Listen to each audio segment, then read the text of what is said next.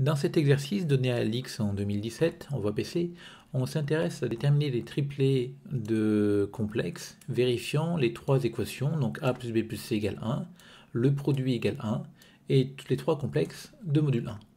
Donc pour résoudre ce système d'équations-là, on va raisonner par analyse-synthèse en cherchant d'abord d'éventuels triplés qui pourraient être solutions. Donc si un tel triplet existe, qu'est-ce qu'on a? Comme les trois complexes sont de module 1 déjà, on peut dire que chacun des complexes va s'écrire sous la forme exponentielle i alpha, exponentielle i bêta, exponentielle i gamma. Ensuite, on a le produit de trois complexes est égal à 1. Donc quand on regarde au niveau des arguments, à 2 pi près, on aura la somme des trois arguments qui est égale à 0. Donc gamma, qui sera moins alpha moins bêta, j'insiste, à 2 pi près. Ensuite, on a la somme des trois complexes qui est égale à 1. Donc on obtient la somme des trois exponentielles qui vaut 1.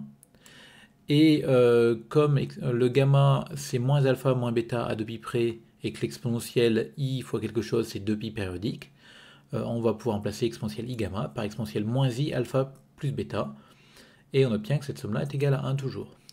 Donc cette équation là on va passer à la partie réelle, partie imaginaire pour faire apparaître des cosinus et des sinus. Le cosinus alpha plus bêta, on va le développer avec la formule usuelle qui me dit que c'est cos alpha cos bêta moins sin alpha sin bêta. Le sinus alpha plus bêta, on va aussi le développer de la même manière pour obtenir du cos alpha sinus bêta plus sin alpha cos bêta. Et donc on va regrouper un petit peu. Et donc on va regarder, enfin on regarde notre système un petit peu comme si c'était un système dont les inconnus sont cos alpha et sinus alpha. Donc on regarde combien il y a de cos alpha, de sinus alpha. De l'autre côté, dans le second membre, on laisse ce qui ne dépend pas de cos alpha et de sinus alpha. Et on se rend compte qu'il y a une opération qui paraît intéressante ici pour résoudre le système, c'est de faire multiplier la ligne 1 par sinus bêta et multiplier la ligne 2 par 1 plus cos bêta et d'ajouter. Ainsi les cos alpha vont disparaître. Et alors il faut bien voir que quand on fait ça, on ne raisonne plus par équivalence, parce que rien ne m'affirme que le sinus bêta est non nul ici.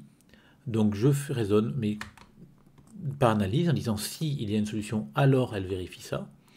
Et du coup, ce qui se produit, c'est que quand on fait des calculs, en fait, dans le membre de droite, tout va se simplifier. Et il me restera finalement dans le membre de gauche 2 cos alpha sin bêta égale 0. Donc j'obtiens que sinus de bêta égale 0. Et donc bêta va s'écrire sous la forme k pi sur 2, où k est dans z. Et encore une fois, comme c'est un argument défini modulo de pi, on va uniquement regarder les valeurs k égale 0, 1, 2 et 3 ou moins 1, ce qui revient au même. Donc pour bêta égale 0, on va regarder un petit peu ce que ça donne. Si bêta égale 0, qu'est-ce qu'on a dans mon système? Donc je vous rappelle qu'on devait avoir ça, ou ça, qui était équivalent. Donc quand je remplace bêta par 0, il me reste quoi? Il me reste 2 cos alpha égale 0. Donc finalement, mon alpha, c'est plus ou moins pi sur 2. Encore une fois, toujours à 2 pi près. Si bêta égale pi, donc pareil, je remplace là-dedans, mon système devient 0 égale 2. Et la deuxième ligne, je ne la regarde pas. Donc du coup, il n'y a pas de solution. Si bêta égale pi sur 2 maintenant, mon système devient cos alpha moins sinus alpha égale 1, donc il n'y a que cette ligne-là qui reste. Et donc je dois résoudre ce truc-là. Donc il y a différentes manières de faire les choses. Là, je vais faire une disjonction des cas, en essayant d'écrire le sinus en fonction du cosinus, donc avec cette racine-là. Et je suis obligé de distinguer les cas parce que le sinus de alpha, c'est racine de 1 moins cos carré alpha si le sinus est positif. Et si le sinus est négatif, il y aura un moins qui va se balader devant. Donc on est obligé de distinguer ces deux cas-là. Donc on fera d'abord le cas alpha appartenant à 0 pi. Donc mon équation, je remplace mon sinus par sa valeur en fonction du cosinus.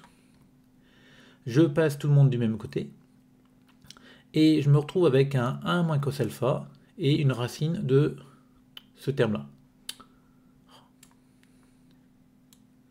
Et cette racine-là. Et je vois que finalement j'ai peut-être un terme commun qui est le 1 moins cos alpha. Et donc ce truc-là qui est un positif, parce que cos est plus petit que 1, je vais le voir comme la racine de 1 moins cos alpha au carré. Donc racine de 1 moins cos alpha, le tout au carré. Et je vais ainsi pouvoir factoriser par racine de 1 moins cos alpha que je retrouve des deux côtés. Et il me restera à l'intérieur de la parenthèse, moins racine de 1 moins cos alpha, moins racine de 1 plus cos alpha, qui est une quantité différente de 0 parce que c'est une somme de deux négatifs. Et si on voulait que les deux négatifs soient égaux à 0, il faudrait que cos alpha soit à la fois égal à 1 et à moins 1, ce qui n'est pas possible. Donc du coup, cette quantité est différente de 0, et donc mon équation devient racine de 1 moins cos alpha égale 0, c'est-à-dire cos alpha égale 1, c'est-à-dire alpha égale 0, parce que je vous rappelle qu'on cherche alpha dans l'intervalle 0pi, du coup on va prendre que cette valeur-là. Encore une fois, c'est bien sûr modulo de pi, mais ici on cherche que dans 0pi. Bon, pareil, si alpha est dans moins pi 0, cette fois-ci mon sinus ça va être un moins, donc on fait globalement la même chose, sauf qu'ici au lieu d'avoir un moins avant, là on a un plus. Et cette fois-ci, quand on regarde le produit qu'on a ici, ce terme-là, il pourrait très bien être nul. Et c'est le premier terme qui est non nul, parce que comme on est sur moins pi 0 ouvert, le cosinus est différent de 1, et donc cette quantité-là est non nulle. Donc on peut l'enlever dans notre équation. Et il me reste finalement une égalité entre ces deux racines-là. Et donc quand est-ce que ces deux racines sont égales? Eh bien, si et seulement si cos alpha égale 0, c'est-à-dire si alpha égale moins pi sur 2. Alors attention, moins pi sur 2, parce qu'encore une fois, on cherche alpha cette fois-ci dans moins pi 0. Sinon, on aurait pu dire aussi alpha égale pi sur 2. Donc on a trouvé comme ça nos solutions. Entre parenthèses, on aurait pu faire tout à fait autrement, en s'intéressant aux variations de cette fonction-là, la fonction qui a alpha associé cos alpha moins sinus alpha, sur 0 de pi. Et quand on dérive, on se rend compte qu'on a une dérivée en moins sinus alpha moins cosinus alpha. Et quand on cherche le signe, ben, ce qui est intéressant, c'est de reprendre le cercle unisé pour voir un petit peu à quoi ça ressemble, et de faire apparaître les bisectrices.